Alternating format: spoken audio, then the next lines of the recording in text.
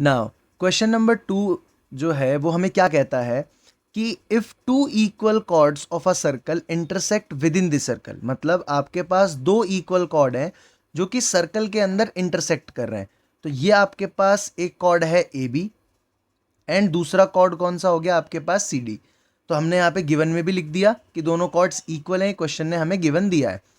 क्या बोलता है question, prove that the segment of one chord are equal to corresponding segments of the other chord. मतलब पहली cord के कॉरस्पॉन्डिंग सेगमेंट और दूसरी कॉर्ड के कॉरस्पॉन्डिंग सेगमेंट जो है वो इक्वल है, आपको प्रूव करना है। मतलब ये जो ए ई है इसको सी ई के इक्वल प्रूफ करना है, मतलब कॉरस्पॉन्डिंग सेगमेंट ए ई एक सेगमेंट है तो उसे सी ई के इक्वल, और ई डी जो है उसे ई बी के इक्वल प्रूफ करना है। तो ये हमने यहाँ पर टू प्रूव में लिख दिया।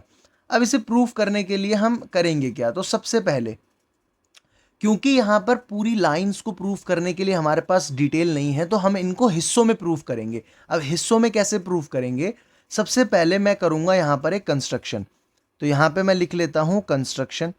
अब वो कंस्ट्रक्शन होगी क्या, तो ये मेरे पास सेंटर है, इसे मैंने ओ बोल दिया। अब मैं क्या करता हूँ, ये मेरे पास जो कॉर्ड है सी डी, इस पर मैं एक परपेंडिकुलर ड्रॉ करता हूँ सेंटर से।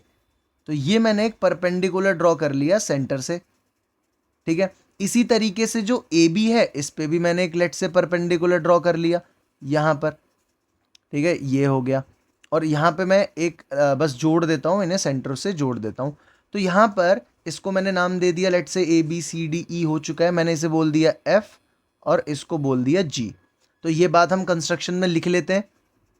तो हमने कंस्ट्रक्शन में लिख लिया कि हमने ओ एफ को ए बी के परपेंडिकुलर बनाया है, ये रहा ओ एफ, इसको हमने ए बी के परपेंडिकुलर बनाया है। और दूसरी कंस्ट्रक्शन क्या है, ओ जी, ये रहा ओ जी, इसे हमने सी डी के परपेंडिकुलर बनाया है। और हमने ओ से ई को क्या कर दिया, जोड़ दिया। अब इसको करने से हम प्रूफ कैसे कर पाएंगे इस क्वेश्चन को, ये मेन आपका क्वेश्चन होना चाहिए इस क्वेश्चन को समझने के लिए। तो इसमें होगा क्या, सबसे पहली चीज हमें एक बात पता है कि अगर हम सेंटर से कॉर्ड के ऊपर एक परपेंडिकुलर बनाते हैं तो वो उस कॉर्ड को क्या करता है, इक्वली बाइसेक्ट करता है।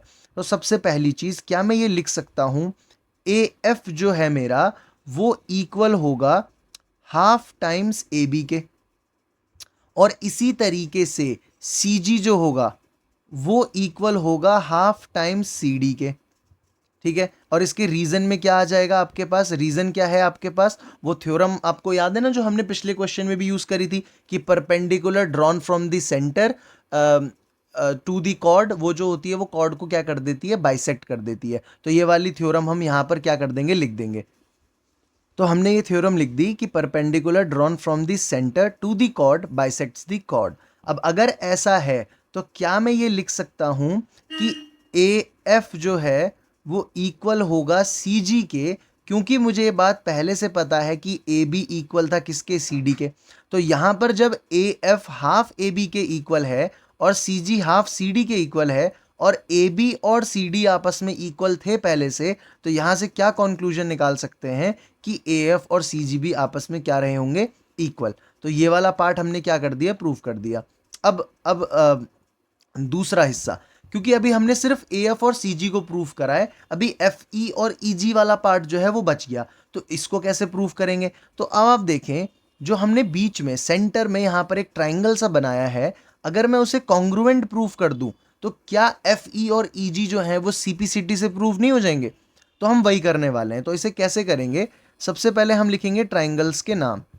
इन इसे मैं बोल देता हूं equation first, in triangle O F E and triangle E O G, ये दोनों ट्राइंगल ले लिए। इसमें मुझे पता है ओ ई और ओ ई दोनों के दोनों क्या हैं, कॉमन। उसके बाद ओ एफ ई ये वाला एंगल इक्वल है हमारे ओ जी ई इस वाले एंगल के, रीजन 90 डिग्री, दोनों के दोनों 90 डिग्री है ना, हमारे परपेंडिकुलर थे। और उसके बाद क्या मैं ये लिख सकता हूँ कि ओ एफ जो है वो ओ जी के बराबर होगा। अब रीज़न क्या है, तो हमने थ्योरम पढ़ी थी ना कि अगर कॉर्ड्स इक्वल होती हैं तो वो सेंटर से उनकी दूरी भी क्या होती है, इक्वल होती है। तो यहाँ हम लिख देंगे कि इक्वल कॉर्ड्स जो हैं वो इक्विडिस्टेंट होती हैं। Equal chords are equidistant from centre. तो हमने इसकी मदद से ये हम बोल सकते हैं ट्राइंगल ओ एफ ई सर्वा कॉन्ग्रुएंट है हमारे ट्राइंगल ई ओ जी के। अब रीजन में आप क्या लिखेंगे, तो 90 डिग्री वाला ट्राइंगल जब भी होगा तो आप ध्यान देंगे कि क्या हमने 90 डिग्री के साथ हाइपोटेन्यूस वाली साइड को प्रूव करा है, तो हमने प्रूव करा है ओ ई जो कॉमन था। तो मैं यहाँ क्या लिख सकता हूँ, आर एच एस कॉन्ग्रुएंसी से ये प्रूव होता है। और अगर ये प्रूव कर दिया हमने तो मैं ये लिख सकता हूँ कि हमारा एफ ई जो है वो इक्वल हो जाएगा ई जी के सी पी सी टी से। अब अगर ऐसा है, अगर सी पी सी टी से ये इक्वल प्रूफ कर दिए मैंने, तो इसे मैं बोल देता हूं सेकंड।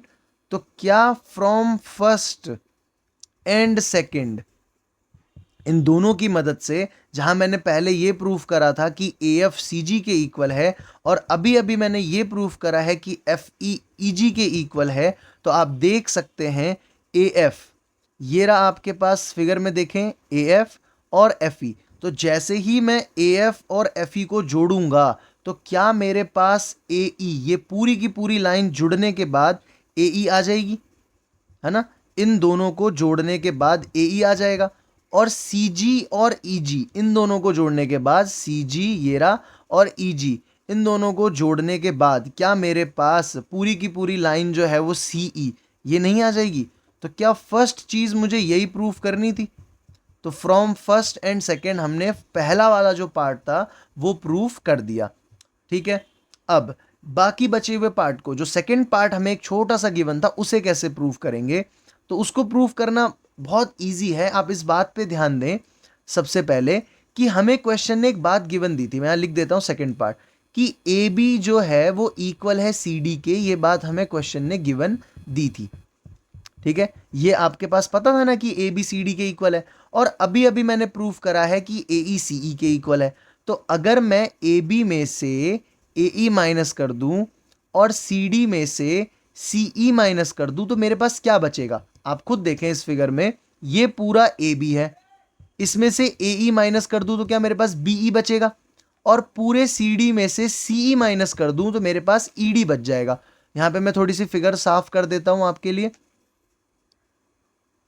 ये हमारी फिगर साफ हो गई। तो एक बार और देख लें, ये रही ए बी, ए बी में से हमने माइनस कर दिया अगर ए ई तो ई बी बच जाएगा। तो हमने ए बी में से ए ई माइनस करा तो क्या बच गया, ई बी।